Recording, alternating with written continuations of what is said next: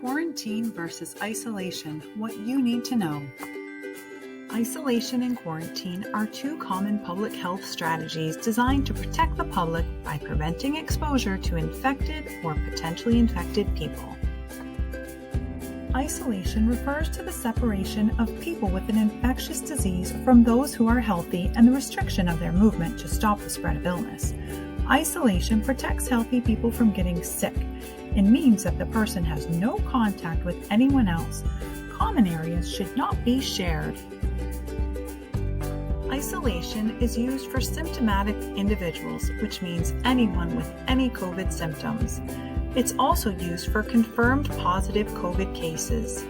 Isolation lasts until the person is deemed no longer contagious.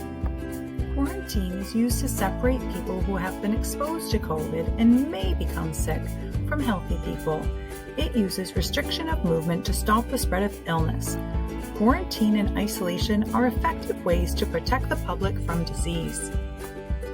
Quarantine is used for people without symptoms who have had an exposure or potential exposure to COVID-19. Quarantine prevents people from infecting others in the event they develop symptoms. Quarantine lasts for 7, 10, or 14 days depending on which guidelines are followed. Your doctor, board of health member, or school nurse can explain the current quarantine guidelines. You can also find more information at mass.gov. This video was created by the Wachusett Regional School District nurses.